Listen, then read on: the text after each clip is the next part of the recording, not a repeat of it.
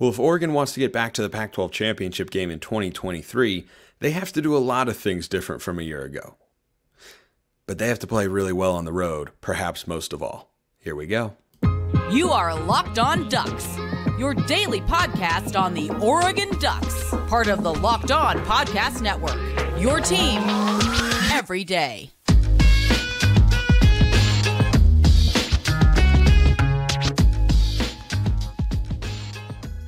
Yes, it is that time once again for Locked On Ducks. I'm your host, Spencer McLaughlin. Thank you so much for making this your first listen or your first view of the day. Part of the Locked On Podcast Network, your team every day and your number one source to stay up to date with the Ducks. If you haven't already, please like, comment, subscribe, rate, review wherever you listen to or watch the show, which today is brought to you by Birddogs. Go to birddogs.com/lockedoncollege and they'll throw in a free custom Birddogs Yeti style tumbler with every order. Mine is in the pantry. Yours can be too, so go get your next order today. Road games, offensive coordinators, and a little bit more on the 12-team playoff. All of that and more coming on today's show. But Oregon has to do a lot of things well in order to get to the Pac-12 Championship Game this year. And look, they have a team that is good enough to get back to the game where they had been in each of the three previous seasons. One of them was the COVID year, but each of the previous two full seasons of college football, Oregon had been there before last year. Couple of unfortunate games, yada, yada, yada. They don't get there. So how do we get back? There are a lot of things that we could talk about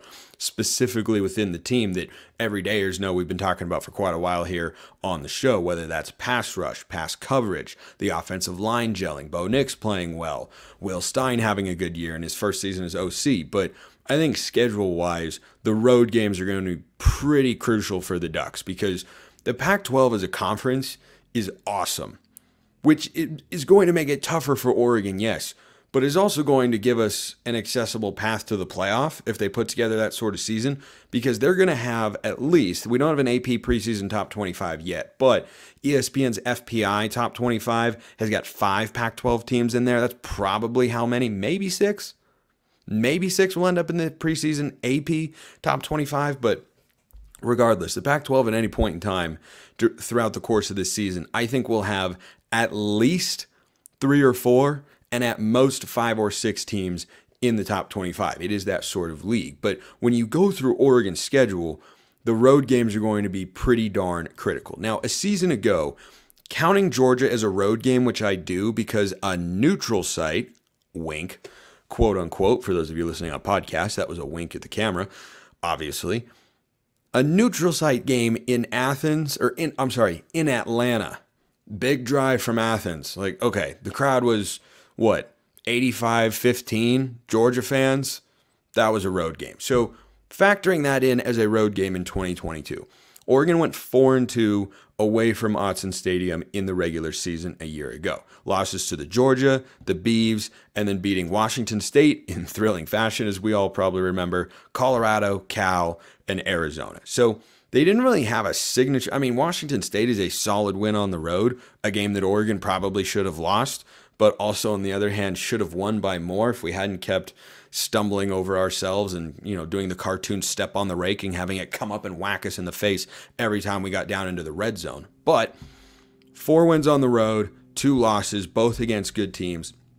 The road games that Oregon has this year in order are Texas Tech, Stanford, that's week 5, Washington, that's week 7 after the bye, Utah, and Arizona State. So if Oregon's going to get to the Pac-12 Championship Game this year, I think it's pretty fair to assume, given the strength of the league, their record needs to be at least 9-3, but one of those losses would probably have to be to Texas Tech. So for their conference losses, for their conference record rather, you have to be at least 7-2. I think that's at least what you have to be. Might have to be 8-1 to get there, depending on how things shake out. I suspect there's going to be a lot of Pac-12 cannibalism, as is often the case in our beloved Conference of Champions at this point.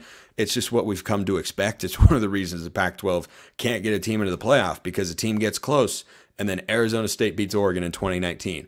And a team gets close and Oregon beats Utah in 2019. And a team gets close and Oregon stumbles down the stretch against Utah. And USC gets close and Utah beats them in the Pac-12 championship game. It's just kind of the way things have been going. I have no indication that that isn't going to be the case again, because there's so many good teams in the league. I think getting through an entire schedule with just one loss in the Pac-12 for the teams that are out here would be pretty difficult this season and will be pretty difficult this season. But when I look at the road games this year, Texas Tech, Stanford, Washington, Utah, and Arizona State, I think there's an expectation record, a baseline for what you can determine as mildly successful or at least decent, what's attainable, and then what would be great but maybe not as likely in there.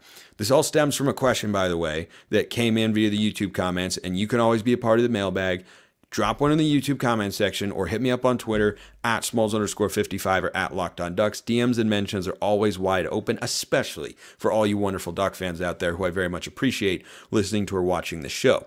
This one was from Skirt Mayo 1563-34. The pause in there is because there was a space in between the 1563, which was attached to the Skirt Mayo, and then the 34 is separate. So he says, "Hey Spencer, I love your insight into the Oregon Ducks. Appreciate you.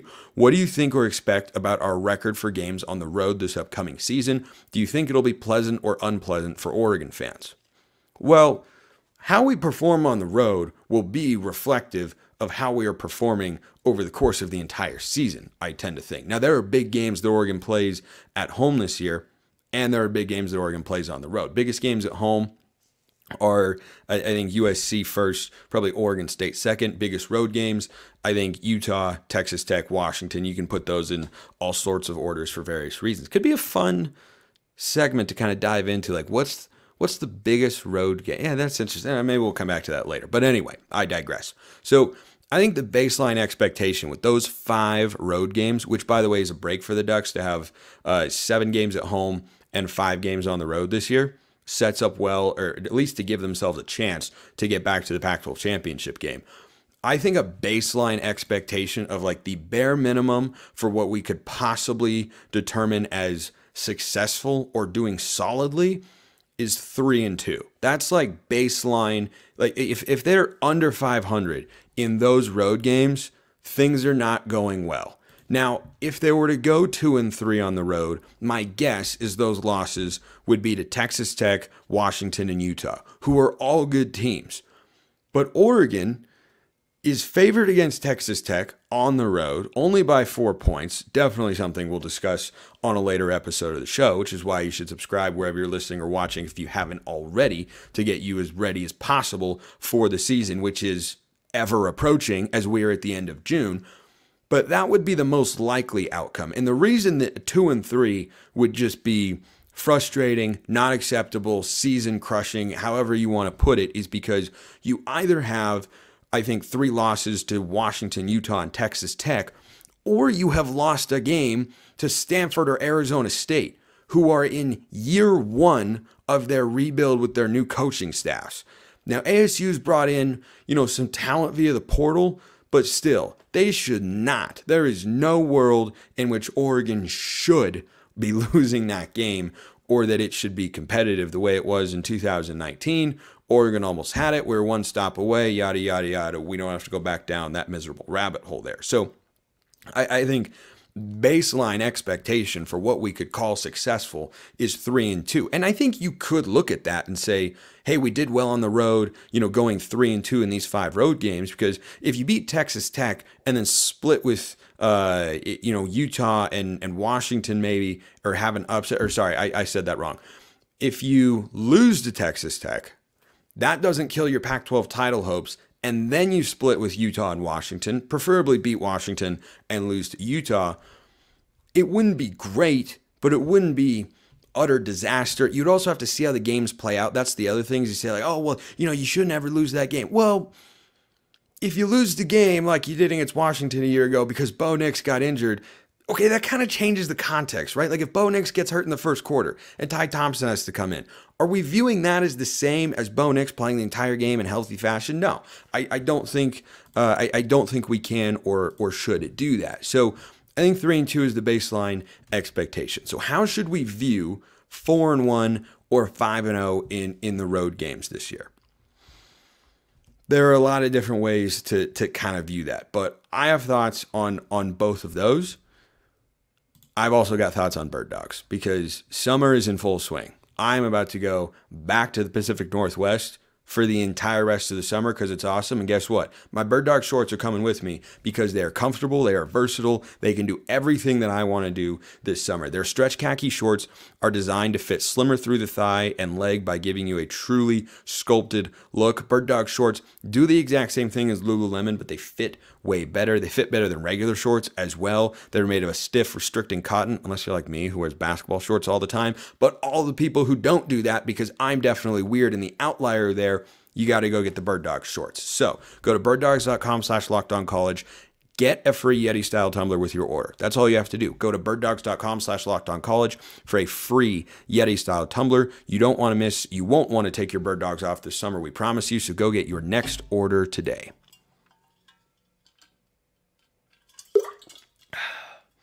I hope all you everydayers out there who watch on YouTube look forward to the second segment sip that we just completed as much as I do. Because when I get on my opening rant every day here on the show, by the time I get to that second segment and by the time I'm in like the end part of the live read there, I'm so ready for it. And now that we've had it, we're so ready to keep going. So 3-2 on the road, baseline expectation this year, I think, for the Ducks. Anything less than that, total disappointment, means there's a massive letdown somewhere. Plus, if the wins are against Stanford and ASU and you lost to the three other teams, that probably means we're going 8-4 at best in the regular season. And that's not what we're striving for here either. And there could be other problems at play depending on how those games look. So I think with regards to these games away from Autzen Stadium, where Oregon has been very, very good till that Washington loss, I believe it was 23 consecutive. Someone can fact check me on that. I'm pretty sure it was 23 consecutive home wins, and Oregon's had one of the best home field advantages there. Thanks to all of you who have been packing that place week in and week out for years on end.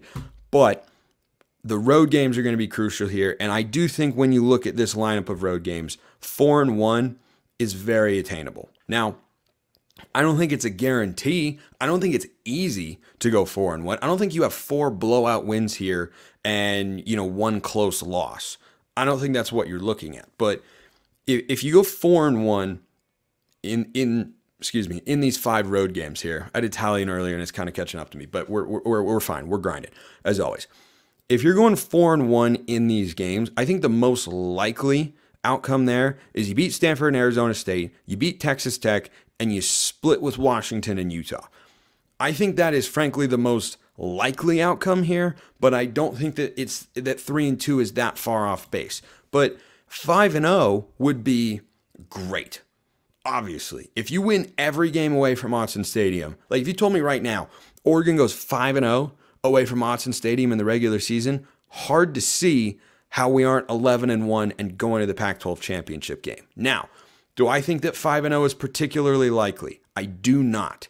Not because I don't think this Oregon team is good, but because I know that other teams are good too, and it's tough to win on the road, as we know. So, like for instance, the Oregon State game. We blow that lead on the road. The year before, we had a big lead. Oregon State started mounting a comeback, and we were able to hold down the fort and win the game. That's kind of the difference there. It makes a big difference, right? Home field advantage is not some made-up media narrative. It's a very, very real thing. So I don't think 5-0 is likely. I don't know if I'm going to be seen as a hater for this comment, but I think 3-2 is more likely than 5-0. I think it is more likely Oregon beats Texas Tech, Stanford, and Arizona State, and then loses to both Washington and Utah, than it is we beat Texas Tech, Stanford, and Arizona State, and we win at Washington and at Utah. We all remember what happened the last time we went to Salt Lake City, right? It wasn't good. Different staff, different team, different players. I understand that. But that's still a thing that happened. It's all in our memory banks. So I think 4-1 would be the ideal outcome. If I had, I don't know. If I know that is the ideal and most realistic outcome, but the I don't know comment was in reference to what my mind was going to next, which is if I had to bet on what our road record would be this year, I would lean towards 4-1, but honestly, I would say 50% 4-1, and I would say like 40% 3-2, 10% 5-0. That's where I would lean. As always, drop your thoughts in the YouTube comments. Let me know how you guys are feeling about all these games and whatnot, because there's some tough opponents in there. I mean, only a 4-point favorite against Texas Tech. It's telling that we're a road favorite for sure, but that's early in the season. That's not going to be an easy game. Utah and Washington are going to be good teams, and they are tough environments, especially Salt Lake City. So, all right, that's enough about that. Let's go on to the next one. This from Andrew. I have a hypothetical question. I have a realistic or maybe hypothetical answer. I don't know. View it however you want. One of Coach Lanning's many talents is finding highly talented coordinators, going from Kenny Dillingham to Will Stein. Yeah, I agree. But that also means he's going to having to replace them as they get hired away for head coaching jobs. Dillingham had a solid year, a little more than solid. We averaged like 38 points a game, and now has his own team. Stein lateraled from UTSA OC to run a more talented program. I think that's not a lateral move. That's an upgrade for him, which could lead to him having his own head coaching gig if the offense shined this season at Eugene. I completely agree. Long setup, but here's the question. Is it possible to retain a long-term, highly skilled OC in today's college football world? Because success breeds offers, and I don't know that it's possible to keep an offensive guru at any position but head coach nowadays. The short answer here is no. Now, the long answer is there are individuals who don't aspire to be a head coach.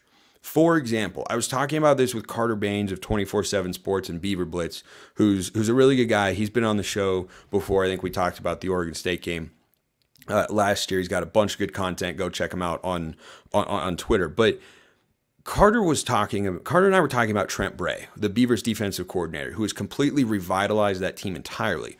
And, you know, I, as an outsider, have looked at what he's done and said, boy, hard to see how that guy isn't a head coaching candidate one day. And Carter said, unless it was for Oregon State, don't think he actually wants to be a head coach, at least right now. There are very few guys in today's world. It's a common trait when you're hiring young people, and that's been a trend for Dan Lanning, right? Dillingham, young. Stein, young. Tosh Lupoy is older-ish, but again, kind of on the younger side. Alik Terry, young. Matt Powledge, when he was here, young guy. Chris Hampton, younger guy. When you hire younger coaches, you are the upside is you can connect with players well. You know they're very passionate. You know they're almost always going to be very driven and they're motivated. But that motivation can often be, I want to have a head coaching opportunity one day. So they're going to come in, do the best job they can, but then also try and capitalize on that success. And I don't hold it against coaches when they do that. I know that some fans do. I personally cannot sit here and say that I do, because that would be incredibly hypocritical on my part. My first job out of college was in Wilburton, Oklahoma at Eastern Oklahoma State. I was there for 1 season because, as many of you have probably figured out by now, I am a young and very ambitious guy. So when the next opportunity presents itself, I am going to take that opportunity because I have aspirations for where I want to go in my broadcasting career. So when coaches do the same thing, I completely understand it. Now, Trent Bray, not having that drive to be a head coach is the opposite of, say, Ryan Grubb, an offensive coordinator at Washington, who's openly stated, I want to be a head coach one day. He's still their OC, but this is probably his last year in doing that before somebody gives him a head coaching opportunity and he leaves the school. It's not an indictment on the school. It's actually, as Andrew kind of hints at here in the question, it's actually a feather in the cap of your head coach, because part of running a successful program over a long period of time is having, as Lanning referred to, a Rolodex of guys that you can go to and understanding what goes into making a good hire. I mean, part of the way that we evaluate Lanning, or at least we should be, as a head coach is what sort of hires does he make? What sort of coaches does he have in place around him? Because you can't do this thing alone. But you are going to have to make hires time and time and time again. And that's part of why, Nick Saban's been so successful, because he can get big time coaches there because he's had a lot of success and he's replaced this coordinator with that coordinator and it's gone very well for him. So that's just the nature of, I think, hiring younger, more ambitious coaches like that. Or in Saban's case, he hires head coaches who get fired. Lane Kiffin, Steve Sarkisian, Bill O'Brien. Guess what? They've all gone on to other opportunities that are probably seen as a bigger role than the Alabama offensive coordinator. That's not an indictment on Saban. It's a feather in his cap that you go there, you have a bunch of success again with a different coach, and then people want to have that coach because of the success he had and the association with you. So that's the challenge that's ahead of Dan Lanning here. Doesn't mean you couldn't find a guy who doesn't want to be a head coach, because there is another side to it. I got to take another sip here. Hold on. All fired up about this topic. If you're an offensive coordinator, you are responsible for recruiting. You are responsible for game planning. You're responsible for play calling in a lot of instances. You're responsible for a lot. If you are a head coach, your pay goes up because your responsibilities go up. You see nowadays in college football, especially with NIL, portal, recruiting, boosters, donors, the whole media appearances, everything. You see a lot more CEO head coaches. In college, right, in the NFL, you see a lot of coaches that call plays. You don't see that in college as often, okay? Lincoln Riley calls plays. Chip Kelly calls plays. I don't believe Jed Fish might call plays at Arizona. I'm not sure. But I don't think Dillingham's going to call plays at ASU. Jake Dickert does not at Washington State. Kalen DeBoer does not at Washington. Jonathan Smith does not at Oregon State. David Shaw, I believe, did for Stanford for a while. He got burned out, by the way. Justin Wilcox does not at Cal. Like, if you just go down the list, Kyle Whittingham doesn't call plays on either side of the ball. He's the defensive coach. Morgan Scalley's their defensive coordinator. He's the one calling the plays. Deion Sanders is not going to call plays because there are so many responsibilities that come with being a head coach. So to answer your question here, Andrew, is it possible to find an OC who never wants to leave Lanning's side? Yes, it is. Is it likely? No. I am not anticipating that. I'm not removing the possibility, but I anticipate if Lanning continues to run the program at a high level, succeed, win games, recruit really well, all that sort of stuff. If he continues to do that, then I anticipate Oregon probably, once every 2 years or so, or maybe, if I don't think Will Stein would be as likely as Dillingham per se, because he's not quite as traveled. Dillingham was at Auburn, at Florida State, and then at Oregon. So Will Stein, this being his first Power 5 coordinator job, it's probably not going to be a one and done sort of deal. He could be a two and done sort of guy. I could definitely see that. And then the next guy who would come in, depending on where he comes from, he could be a one and done. He could be a two and done. He could be a 3, 4. It just depends on each unique situation. But great question there. And just to put a final point on this, our head football coach at Southern Utah University, who I work for, Delane Fitzgerald, is an awesome guy. And I was interviewing before the season last year, and he was a play caller, but he's not a play caller now. He is an offensive coach, but he does not call plays. And I asked him about that, and he basically said what I told you, is there are so many responsibilities as a head coach that you just don't always have the time for. Some coaches decide to do that. That's fine. But the CEO model of a head coach is the most common way. Kirby Smart, Nick Saban, right? Lane Kiffin is a play caller, but again, that's more the outlier than the expectation now in the coaching world. So you can find guys like that, but it's pretty darn rare. All right, last question here for today on 12-team playoff. This is from Balin. All right, right in for the pod, continuing on the playoff discussion from today's episode. My guys in every day are out there. At least that's the way it seems. I'm 100% with you on the 12-team playoffs. Victory. Sweet victory. I've won somebody over. It's just way too much, especially considering the talent disparity you get in college ball as opposed to the NFL, which is notably more balanced. My guy gets it. He's making my whole week. This is peak gratification for me right here. Is when I've gone on a rant over and over and I feel like I'm on an island, and then someone comes and says, dude, I completely understand what you're saying and agree with you. This is fantastic. Listener of the week right here. Teams still suck, of course. Nice. But all of those guys are the elite of the elite. Anyway, my sweet spot is 8 teams. I think 6 wouldn't do enough to broaden the pool of teams, but 10 to 12 is too much. It really doesn't take away any of the drama for me either. Basically, all an 8-team playoff would do is normalize the randomness of football a bit. Personally, I hate that your playoff hopes can be crushed because of the random bounce of the ball, and 8 teams would provide some leeway there. making it more about the overall skill of a team and not the luck of a team. To just one specific example, I get that weather is a part of the game, but wouldn't it suck to have your hope dashed because of one random strong gust of wind on an otherwise consistent day where everyone's been on the mark? Specific example, but all right. Anyway, there's my take. Sorry it got so long. What say you? Go Ducks. So that randomness is 100% a part of college football, and I'm not completely opposed to a little bit of leeway there. It's why I wouldn't oppose a 16 playoff.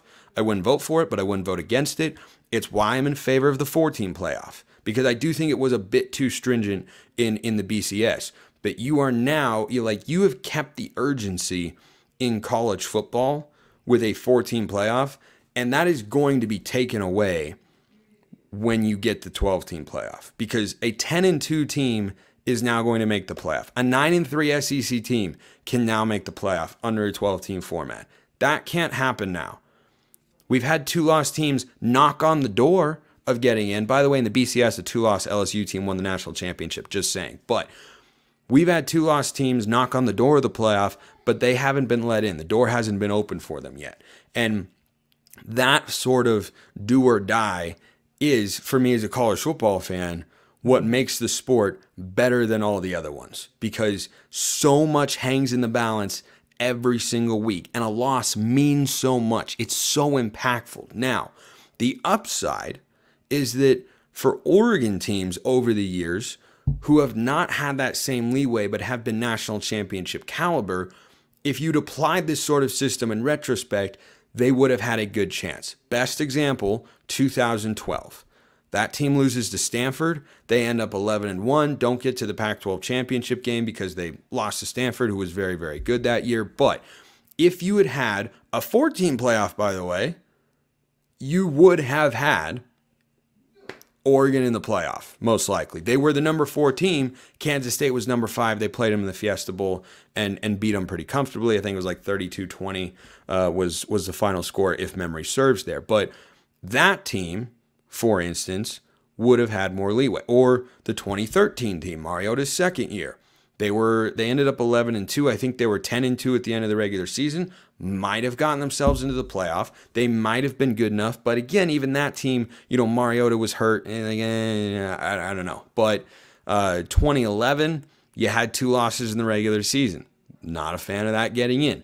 Understand that team was really, really good. But I think the 2012 team is the best example. And yes, it is great for college football that your season's playoff hopes can be dashed in a single week, or now, with the 4-team format, and again, I'm okay with this because it's still really exciting, it can be dashed really in 2 weeks, but for some teams it can be dashed in 1 week. But for Oregon, that could create an upside, because that 2012 team, the only year that Chip and Mariota were together, they might have won the national championship, might not have, but yeah, they were definitely good enough to be a college football playoff team. I don't think there's any doubt in my mind about that. So I think that's the upside for it, is if you have a team that is good enough and they just have that one instance, Ertz was out, DeAnthony not throwing a block, Maldonado missing a field goal, whatever it is. If you have that one little thing, suddenly that's not what stops you from getting there. But here's the flip side of the coin. With a 4-team playoff, you can have one of those games. You can't have 2. And if you're actually a national championship caliber team, I don't think you're going to have 2 of those games. Just my personal opinion. Like Alabama a year ago. Nick Saban had some comments recently talking with Joel Klatt, who's got a really good weekly podcast, and he's been doing these coaches interviews, and Saban was talking about, well, I heard that we would have been favored if we'd gone up against the team. So why weren't we in the playoff? Because you lost twice, Nick. Because you lost. Very middling Nick Saban impression, by the way. Haven't worked on it before. Not my best. But you lost twice. And that's what makes the sport great. You lost twice, and they were on last-second plays. Yep. But guess what? That's what's always made college football unique, special, and different. And I think in the 14 playoff, or if you had a 16 playoff, you could have one of those. And I'm okay with that. I'm okay with that. But in a 12-team playoff, you can have at least 2 of those, 3 if you're an SEC team. And I think the positives do not even come close to outweighing the negatives there as a whole. Is there upside for the Ducks? Sure. But if you have an actual national championship caliber team, like Oregon in 2014, last time they got there, they had that one slip up against Arizona. And then they didn't have another one. So if you're actually that good, you might have one slip up, but you're not going to have two. Appreciate everyone listening. I will see you next time. Have a wonderful rest of your day, and go Ducks.